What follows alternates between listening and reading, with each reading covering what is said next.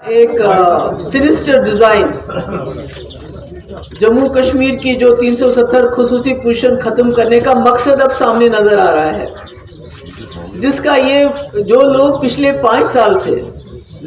چاہے وہ رہبر زراعت، رہبر جنگلات یا رہبر کھیل یا ایون NYC والے تو اس سے بھی زیادہ ٹائم سے کام کر رہے تھے، تو ان کو اس طرح سے اس وقت نوکریوں سے نکال کے اس کو SSRB کو ریکمنڈ کرنا، یہ اس بات کی طرف اشارہ کرتا ہے جو ہم بار بار کہتے ہیں کہ ابھی تک جو پہلے ہمارا PRC ہوتا تھا کہ صرف یہاں جموں کشمیر کے لوگ ہی اپلائی کر سکتے تھے، اب اس کو دوبارہ ریفر کرنے کا مقصد یہ ہے کہ پورے ملک سے جو نان لوکلز ہیں وہ اپلائی کریں گے، اور جو ہمارے اپنے بچے ہیں یا بچیاں ہیں وہ بے روزگار سے محروم ہو جائیں گے۔ یہ ہمیں پتہ ہے، یہ روزگار سے محروم ہو جائیں گے، اس میں کوئی شک نہیں ہے۔ تو اس سے بڑا ظلم کیا ہو سکتا ہے کہ جنہوں نے اپنا خون پسینہ پچھلے 5 سال سے دیا،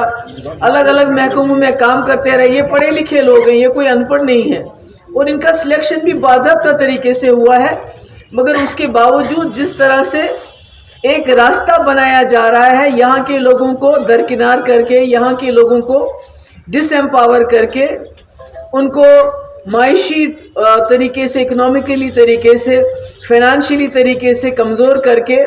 باہر کے لوگوں کے لیے راہ ہموار کی جا رہی ہے، یہ بہت افسوس ہے۔ اور اس کے لیے جس طرح کل نکلے تھے، پروٹیسٹ کیا تھا، میں سمجھتی ہوں کہ ایک جمہوری نظام میں پرامن طریقے سے پروٹیسٹ کرنے کے علاوہ اور کوئی چارہ نہیں ہے۔ وہ لوگوں کو ٹریننگ دے رہے ہیں، تو ان کا جو مقصد ہے، مدعا ہے، وہ اس وقت کمپٹیشن چل رہا ہے کہ ہمیں گجرات ماڈل ہندوستان کو بنانا ہے، ہمیں اتر پردیش ماڈل بنانا ہے، یا جو آسام کے جو چیف منسٹر ہے وہ ان سے بھی 2 قدم آگے جانا چاہتے ہیں۔ تو ہمارے سامنے مثال ہے کہ گجرات میں کیا ہوا، ہمارے سامنے مثال ہے کہ UP میں کیا ہو رہا ہے اس وقت مسلمانوں کے ساتھ، اور MP میں کیا ہو رہا ہے۔ کل آپ نے دیکھا کہ ایک ہمارا ہندو بھائی، اس کو پیٹ کے مارا گیا۔ ہم نے شروع کیا تھا رہبر تعلیم، اس کے بعد رہبر زراعت اور رہبر کھیل وغیرہ وغیرہ، یہ ہم نے، کیونکہ اس وقت جو عام نوکریوں پہ پابندی لگی تھی پورے ملک کے اندر، تو بے روزگاری بہت تھی، تو اس کا ایک راستہ نکالا گیا تھا۔ اب یہ لوگ جولائی میں ریگولر ہونے والے تھے، جولائی سے پہلے ان کو نکالا گیا، اور آج وہ سڑکوں پہ آ گئے ہیں۔ میں سمجھتی ہوں ہمیں کسانوں سے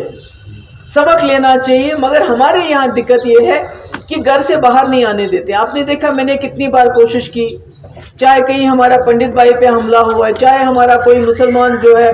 کراس فائر میں مارا گیا، یا کہیں اور کوئی حادثہ ہوا، تو مجھے تو 2 منٹ کے اندر ہاؤس اریسٹ رکھا جاتا ہے۔ میں تو چاہوں گی، اگر آپ دیکھیں گے باہر کتنی فوج لگی ہے، ان کو ڈر ہے کہ کہیں یہ باہر نہ آ جائے، تو ایسے میں پھر بھی میں کوشش کروں گی جتنا مجھ سے ہو سکتا ہے کہ ان کے پروٹیسٹ میں ہم پورے منطقی طریقے سے شامل ہونے کی کوشش کریں گے۔ تھینک یو سو مچ۔ پہ زندہ ہے، بنا تھا، جو کانسٹیٹیوشن پہ یہ ملک قائم ہوا تھا، اس کانسٹیٹیوشن کی دھجیاں اڑائی جا رہی ہیں، اور پورے ملک کو Gujarat model, UP model, Assam model, Madhya Pradesh model, جو بھی آپ کہیے، اس کو وہی بنانے کی کوشش، اور آپس میں جو چیف منسٹر ہیں ان کا اس وقت مقابلہ ہو رہا ہے ایک دوسرے کے ساتھ کہ کون زیادہ سے زیادہ مسلمانوں کو